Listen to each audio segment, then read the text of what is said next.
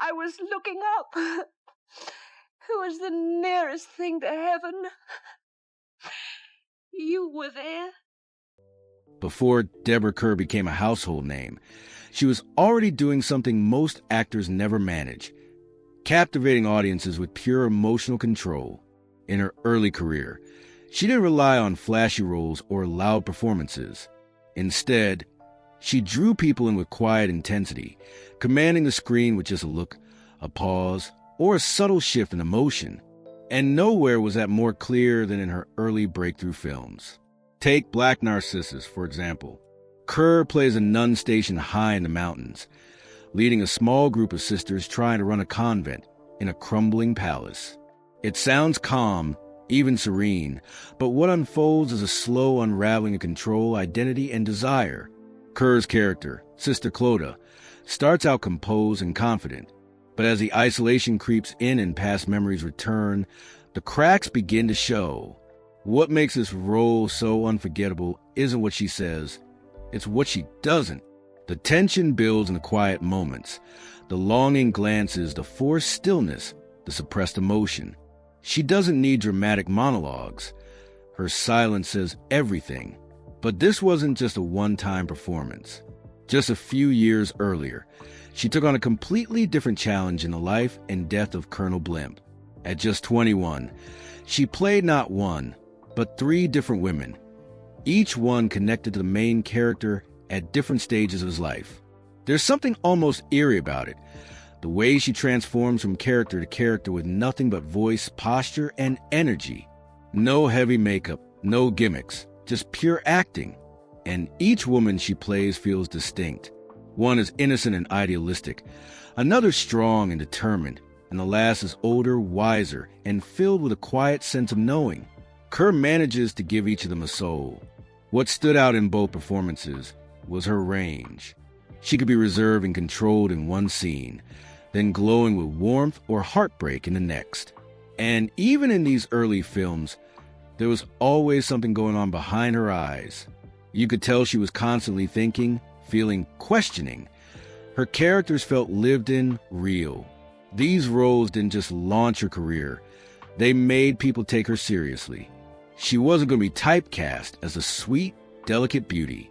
She was already proving that she could handle complexity, ambiguity, and subtle emotion. These early performances built the foundation for everything she'd do next. They showed she could carry a film without ever raising her voice. And while the industry was full of loud, dramatic performances trying to grab attention, Kerr quietly stood apart. She didn't chase the spotlight, she earned it.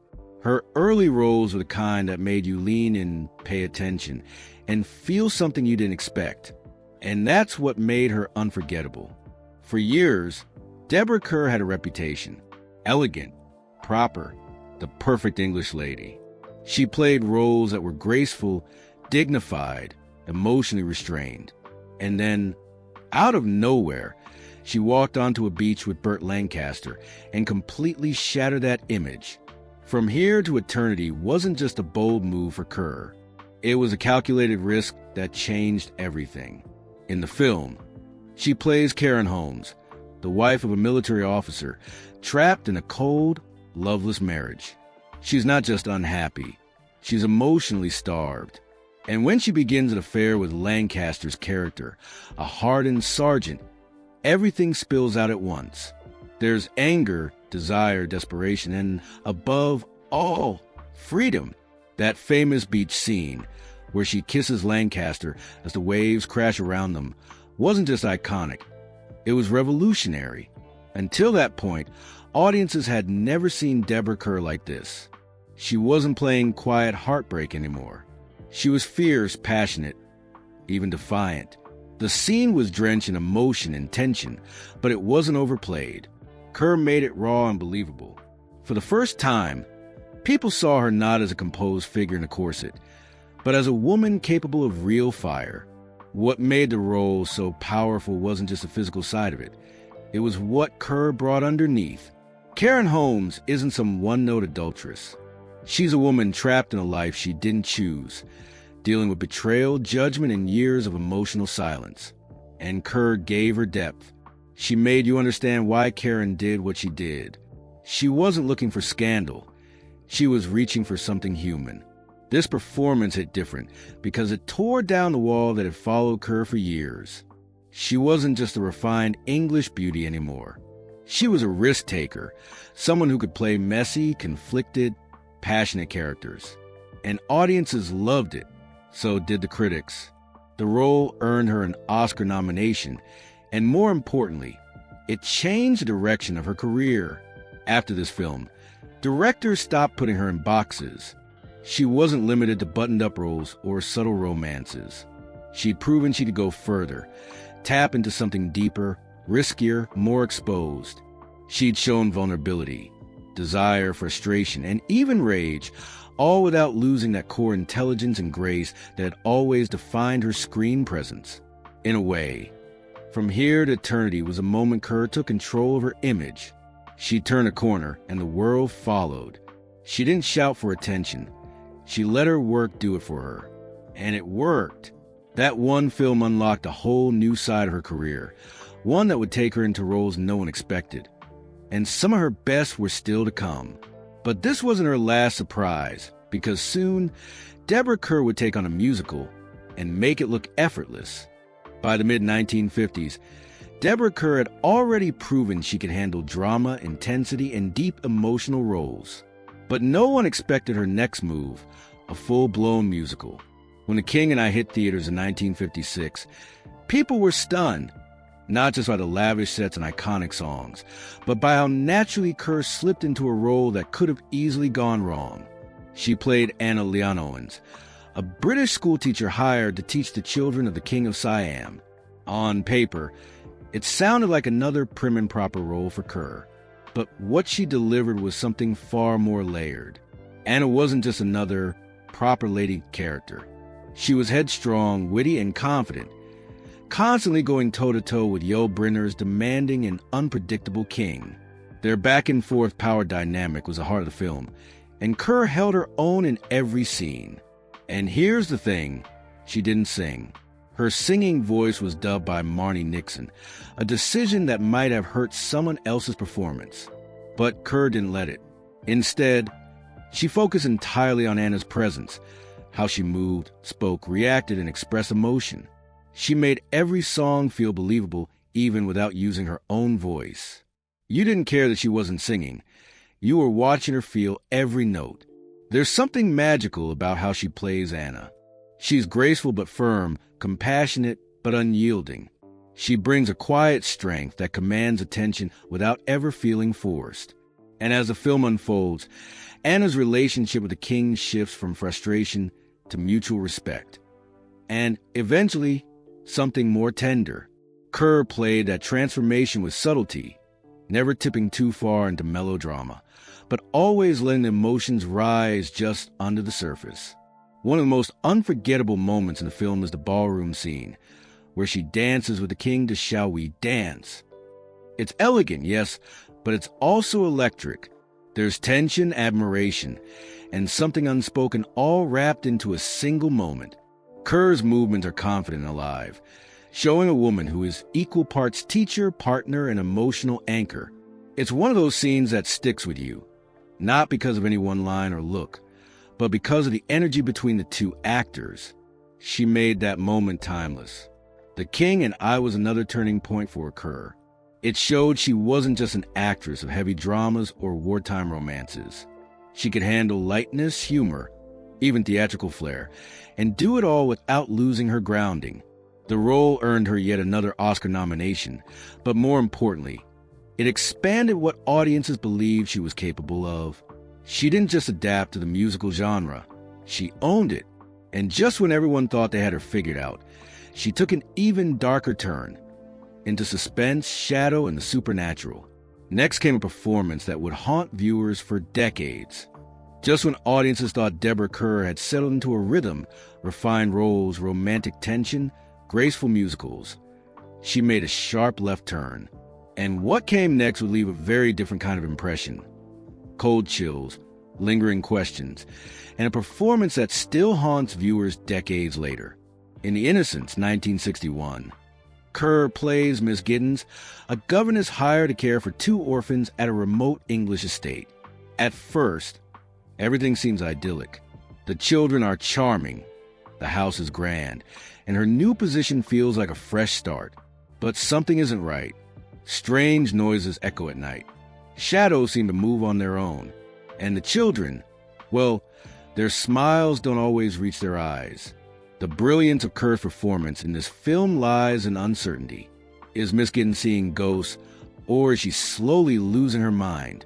Are the children truly innocent, or hiding something deeply unsettling? The film never gives you clear answers, and Kerr leans into that ambiguity with quiet, terrifying precision. She doesn't play fear with screams or panic. Instead, she shows in the tension of her voice, the darting of her eyes, the way her hands tremble ever so slightly. There's a particular kind of horror that doesn't rely on blood or jump scares.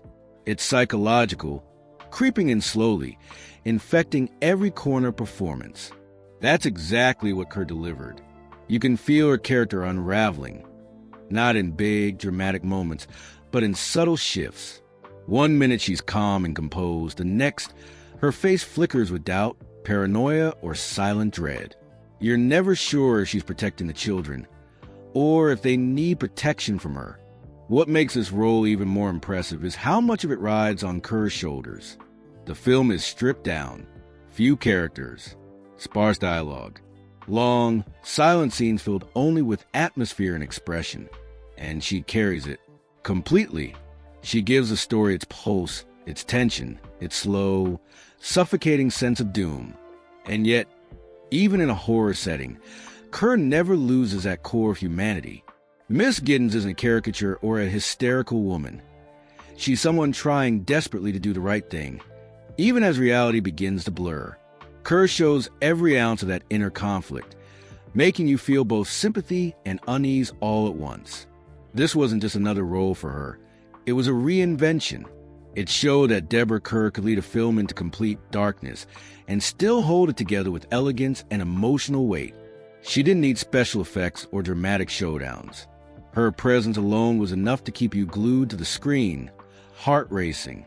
And just like that, the refined English rose of the 40s and 50s was now the face of one of cinema's most chilling psychological thrillers.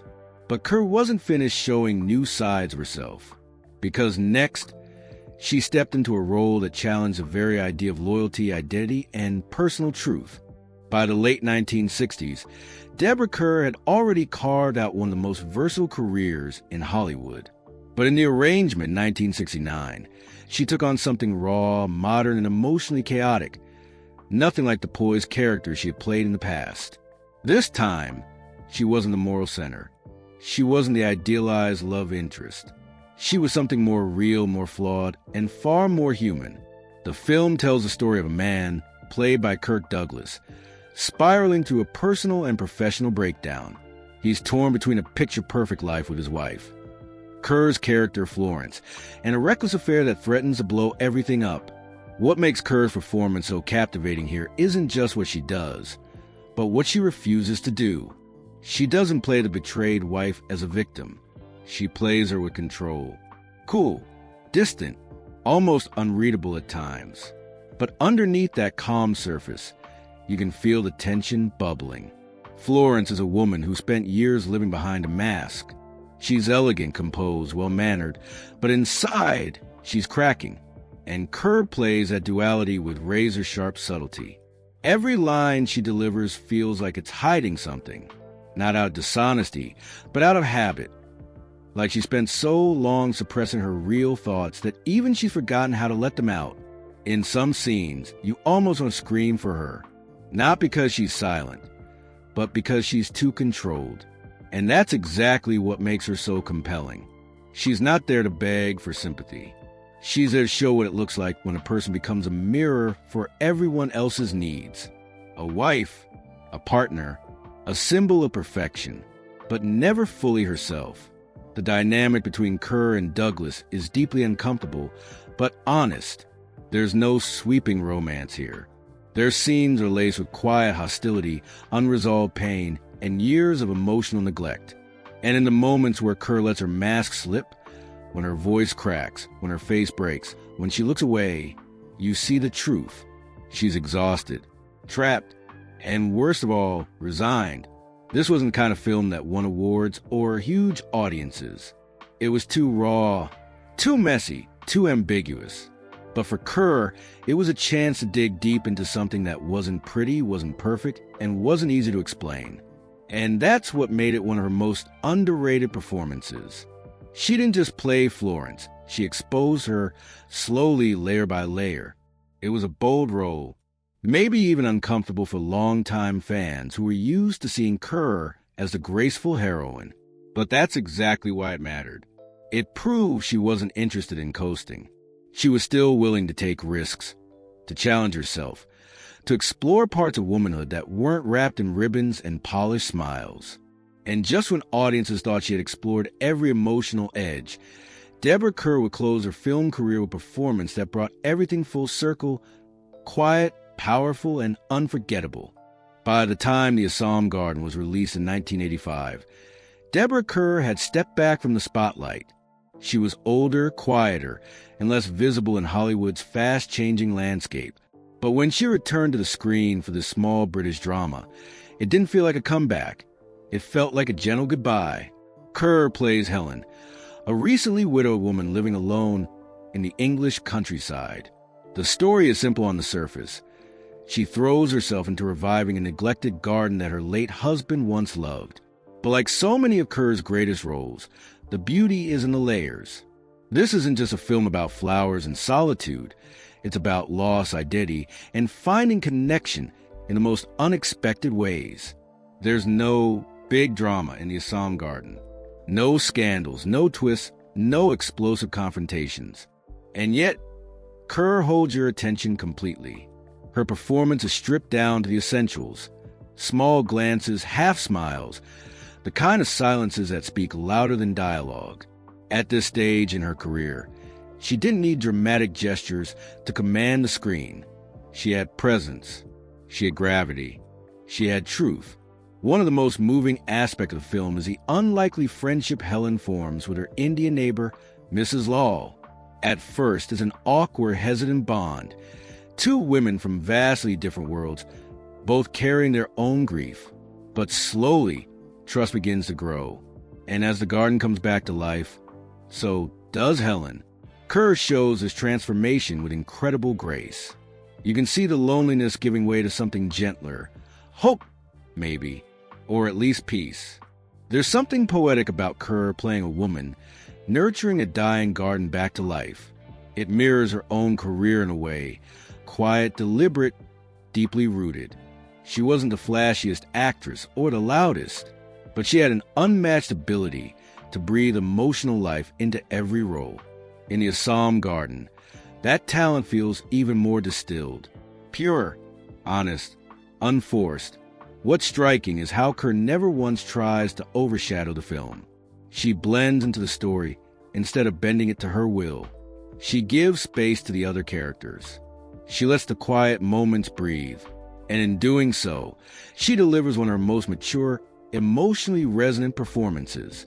It's the kind of role that only a seasoned actor could play, and only one with Kerr's particular stillness could make memorable. While this would be her final major film role, it didn't feel like an ending marked by finality. It felt like a soft closing chapter, a reflective, bittersweet meditation on aging, memory, and renewal. And in true Deborah Kerr fashion, she exited the screen not with a bang, but with grace, depth, and a kind of quiet strength that stayed with you long after the credits rolled. Because even as the lights dimmed, her performances kept blooming, scene by scene, film by film, like the garden she left behind. Deborah Kerr never screamed for attention. She didn't chase controversy or lean on spectacle. And yet, she became one of the most enduring and respected actresses of her time, not by being loud, but by being true. From the windswept beaches of From Here to Eternity to the golden halls of The King and I, the chilling shadows of The Innocents, and the quiet beauty of the Assam Garden, Kerr created characters that weren't just watched, they were felt. Every performance was deliberate, controlled, filled with emotion that simmered beneath the surface. She didn't need to dominate the screen to own it. She simply was. What made her truly rare wasn't just talent, it was trust. Directors trusted her to carry a film. Co-stars trusted her to elevate a scene. And audiences, they trusted her to never waste a moment. Because with Kerr, nothing was throwaway. Every glance, every pause, every flicker of doubt or joy, there was always something deeper. She was often cast as a proper lady, the dignified woman with a calm voice and quiet power. But look closer, and you'll see how she shattered that mold time and time again. She played with restraint, but never limitation. She didn't play characters who fit in. She played women who held things together while the world fell apart. And perhaps that's why her work still resonates. Because Deborah Kerr didn't just act. She revealed. She peeled back the polished surface of her characters and showed us their fears, their flaws, their unspoken truths. And she did it without demanding the spotlight, only earning it. In the end, her legacy isn't defined by one film or even one era. It's defined by consistency, by range, by grace, by the quiet power of a woman who never had to shout to be unforgettable. So if you've only seen a glimpse of her work, or you've never looked beyond the surface, it's time to look again. Because behind that soft voice and poised exterior was an actress who took risks, pushed boundaries, and left behind a body of work as rich and complex as any garden she ever walked through. Deborah Kerr didn't just perform. She endured, she evolved, and she left us with stories that will never stop blooming.